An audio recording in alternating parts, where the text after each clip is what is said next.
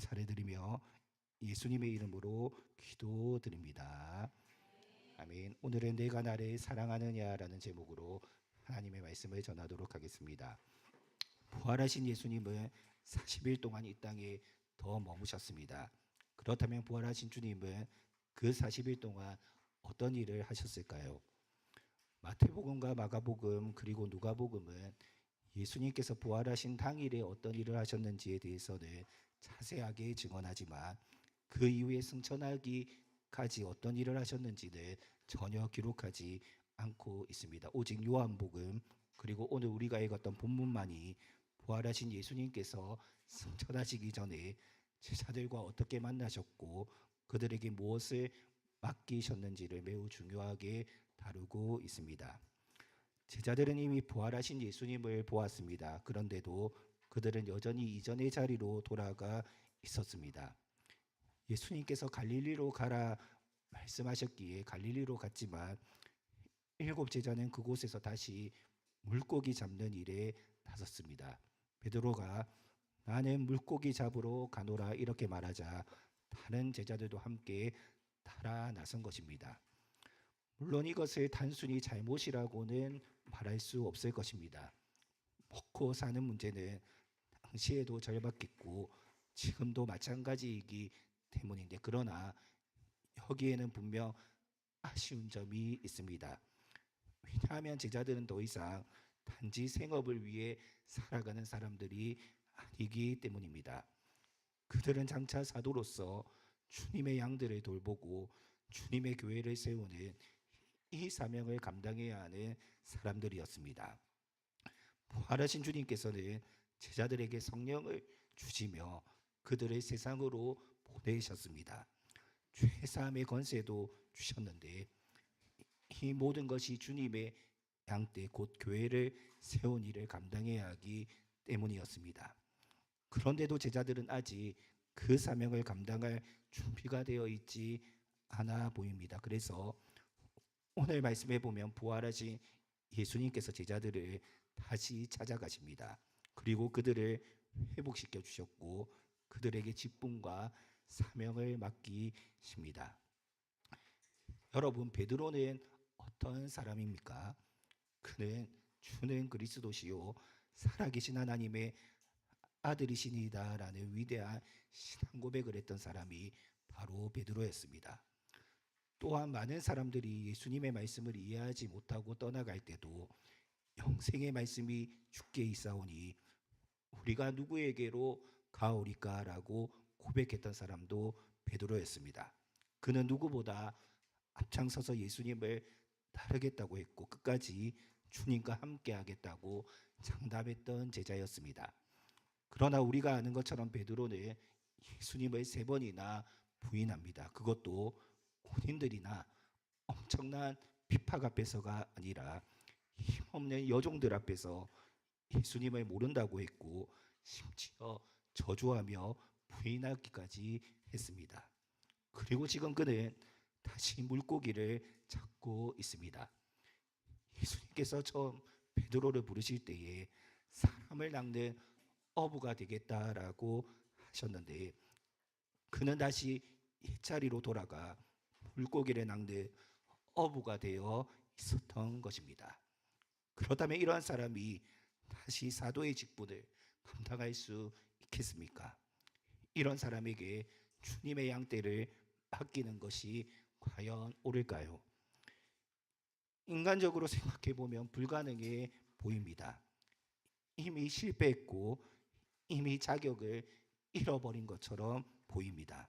그러나 오늘 본문은 주님의 부르심과 계획이 인간의 실패로 결코 취소되지 않는다는 사실을 우리에게 보여줍니다. 우리 하나님은 자신의 뜻과 결코 자신의 뜻을 헛되게 하지 않으시고 한 번 세우신 계획을 끝까지 이루시는 분이시기 때문입니다.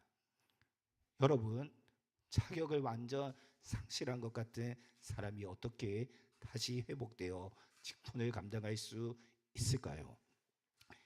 이것은 베드로 스스로 결심한다고 해서 해결되는 문제가 아닙니다. 더구나 이 시점에서 베드로는 적극적으로 주님, 다시 주님의 일을 하겠다라고 나서고 있는 것도 아닙니다. 그러므로 자격 없는 자가 다시 회복되어 직분을 감당하기 위해서는 예수님께서 먼저 찾아오셔야 합니다. 주님께서 그를 만나 주시고 회복시켜 주시고 다시 세워 주셔야 하는 것입니다. 그래서 오늘 요한복음의 마지막 장에서 가장 먼저 눈에 들어오는 것은 부활하신 예수님께서 베드로를 먼저 찾아오셨다라는 사실입니다. 베드로가 주님을 찾아간 것이 아닙니다. 주님께서 베드로를 다시 찾아오셨습니다. 절망 가운데 있는 자를 먼저 찾아오신 것입니다. 그리고 이것이 우리에게도 큰 위로를 줍니다. 우리 역시 자격으로 세워지는 사람이 아니라 찾아오시는 주님의 은혜로 세워지는 사람들이기 때문입니다. 제자들은 밤새도록 물고기를 잡기 위해 그물을 던졌지만 아무것도 잡지 못했습니다. 그 가운데 갈릴리에서 잔뼈가 굵은 어부들도 있었습니다. 특히 베드로는 그 누구보다 이 일에 익숙했던 사람이었지만 밤새 수고했음에도 아무것도 얻지 못했습니다. 여기서 우리는 주님의 말씀을 떠올리게 됩니다. 나를 떠나서는 너희가 아무것도 할 수 없습니다. 나를 떠나서는 너희가 아무것도 할 수 없습니다. 제자들은 지금 바로 그 주님의 말씀을 몸으로 경험하고 있습니다. 가장 익숙한 자리에서조차 아무것도 할 수 없는 자신의 무능력함을 확인하고 있는 것입니다. 밤이 지나고 아침이 되었을 때 부활하신 예수님께서 그들에게 나타나셨습니다. 그러나 제자들은 처음에 그분이 예수님인 줄 알아보지 못했습니다. 예수님께서 그물을 배 오른편에 던지라라고 말씀하셨고 그 말씀대로 했을 때에 엄청난 물고기가 잡혔습니다. 중요한 것은 제자들의 믿음이 특별하고 대단해서 물고기를 많이 잡은 것이 아니라는 점입니다. 그들은 그 말씀하시는 분이 누구인지도 정확하게 알지 못했습니다. 그들은 주님을 기대하고 있었던 것도 아닙니다.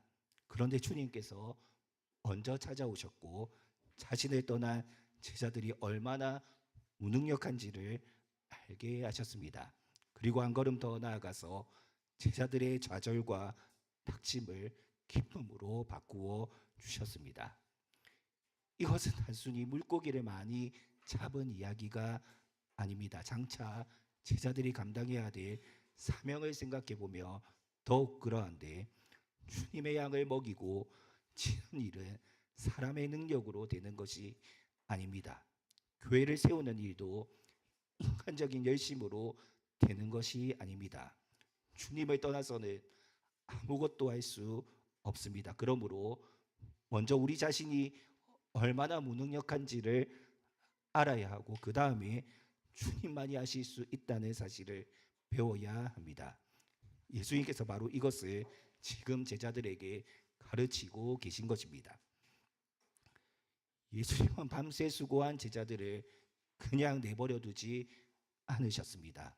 숯불을 피워 놓으시고 덕과 물고기를 준비해 두셨습니다.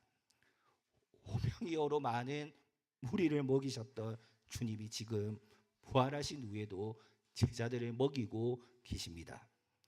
그런데 여기에는 베드로에게 특별히 의미가 있는 것이 있는데 바로 숯불입니다.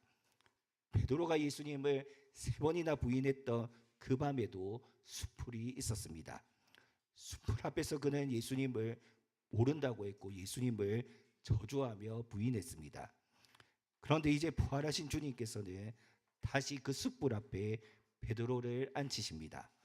주님께서는 베드로가 넘어졌던 바로 그 자리를 외면하지 않게 하시면서도 그 절망과 낙심의 자리를 회복의 자리로 지금 바꾸고 계십니다.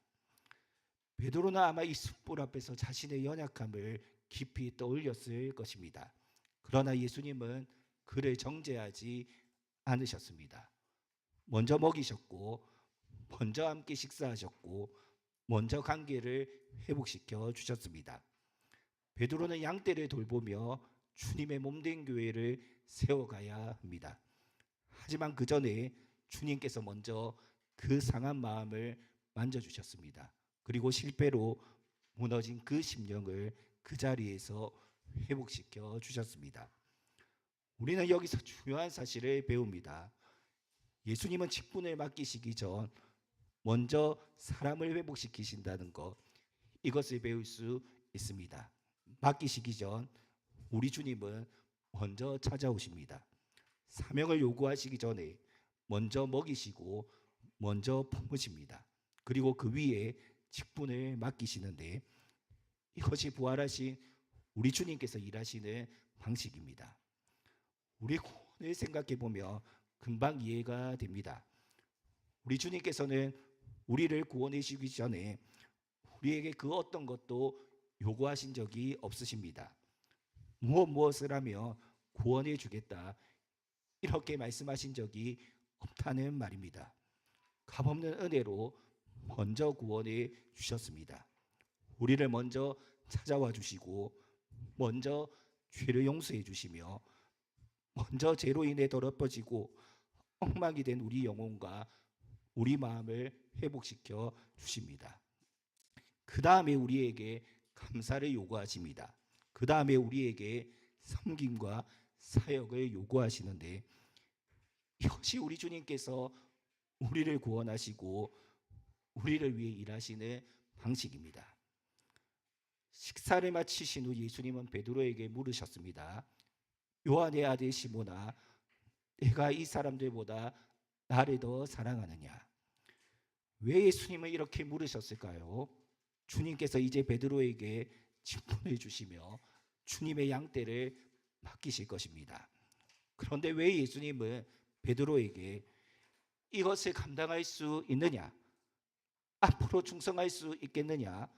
다시는 실수하지 않고 다시는 부인하지 않겠느냐? 이렇게 묻지 않으신 것일까요? 주님께서 물으신 것은 오직 하나였습니다. 내가 나를 사랑하느냐? 이 질문은 너무나도 중요합니다. 왜냐하면 예수님께서 이제 베드로에게 맡기시는 것은 단순한 일이 아니라 주님의 양떼를 돌보는 직분이기 때문입니다. 베드로는 앞으로 주님의 양을 먹이고 주님의 양을 치는 일을 감당하게 될 것입니다. 교회를 세우는 일에 쓰임을 받게 되는 것입니다. 더 나아가 베드로 그는 결국 죽음으로 하나님께 영광을 돌리게 될 것입니다. 이러한 직분과 사명을 감당하는 데 있어 필요한 것은 재능도 아니고 경험도 아니며 사람들 앞에서의 자신감도 아닙니다. 가장 필요한 것은 주님을 사랑하는 마음, 주님을 사랑하는 마음이 필요한 것입니다. 내가 이 사람들보다 나를 더 사랑하느냐라는 이 표현은 문법적으로 내가 이것들보다, 내가 이 모든 것보다 나를 더 사랑하느냐라고 이해할 수 있습니다. 그렇다면 이 질문은 단지 다른 제자들보다 비교해서 질문하는 것이 아니라 베드로가 붙들고 있는 모든 것보다 주님을 더 사랑하느냐라는 이 물음이 됩니다. 생계보다, 익숙한 삶보다, 자기 확신보다, 자기 방식보다, 심지어 자기 자신보다 주님을 더 사랑하느냐라는 것입니다. 예수님께서는 마태복음 22장 37절에 내 마음을 다하고 목숨을 다하고 뜻을 다하여 주 너의 하나님을 사랑하라 라고 말씀하셨습니다. 이제 베드로는 이 말씀에 순종해야 합니다. 하나님이신 예수님을 마음을 다해 목숨을 다해 뜻을 다해 사랑해야 하는 것입니다. 왜냐하면 주님을 사랑하는 그 사랑 없이는 주님의 양떼를 맡을 수 없기 때문입니다. 예수님은 세 번이나 베드로에게 사랑에 대해서 물으셨습니다. 그리고 베드로도 세 번 사랑한다라고 대답합니다. 예수님은 첫 두 번은 아가페라고 물으셨고 마지막 한 번은 필레오라는 헬라어를 사용하시면서 나를 사랑하느냐 이렇게 물으셨습니다. 베드로는 세 번 모두 필레오라는 단어로 주님을 사랑한다라고 고백합니다. 여기에 어떤 차이가 있는지 어떤 의미가 있는지 우리는 정확하게 알 수 없습니다. 중요한 것은 베드로가 사랑한다라고 대답하자 예수님께서 내 양을 먹이고 내 양을 치라 이렇게 말씀하셨다는 사실입니다. 부활하신 주님은 베드로에게 다시 사명을 주시고 직분을 맡기시며 교회를 세우는 일에 참여하게 하십니다. 여기서 우리가 반드시 기억해야 할 것은 예수님은 반복해서 내 양이라고 말씀하고 계시다는 사실입니다. 이 양은 베드로의 양이 아닙니다. 교회는 베드로의 교회가 아닙니다. 양떼도 교회도 직분도 모두 주님의 것입니다. 베드로는 자기 것을 맡은 것이 아니라 주님의 것을 맡은 것입니다. 그러므로 이 직분을 감당하는 데 가장 중요한 것은 꼭 필요한 것은 주님에 대한 사랑입니다. 주님을 사랑하지 않으면 주님의 양을 자기 방식으로 다루게 됩니다. 주님을 사랑하지 않으면 직분도 자기의 영광을 위한 자리가 되게 됩니다. 주님을 사랑하지 않으면 양을 먹이고 치는 일도 결국 버거운 의무로만 남게 됩니다. 반대로 주님을 사랑하며 주님의 양을 주님의 마음으로 대하게 됩니다. 주님을 사랑하면 양을 사랑하게 되고 주님을 사랑하며 주님의 교회를 귀히 섬기게 되며 주님을 사랑하며 맡겨진 직분도 끝까지 감당하게 됩니다. 그러므로 오늘 본문은 우리에게 분명히 보여줍니다. 직분은 능력 있는 사람에게 맡겨지는 것이 아니라 주님을 사랑하는 그 사람에게 맡겨지는 사명이라는 사실입니다. 물론 충성도 필요하고 성실도 필요하며 지혜와 분별력도 필요합니다. 그러나 이 모든 것보다 앞서는 것은 주님을 향한 사랑입니다. 부활하신 예수님도 베드로에게 단 하나를 요구하셨습니다. 내가 나를 사랑하느냐.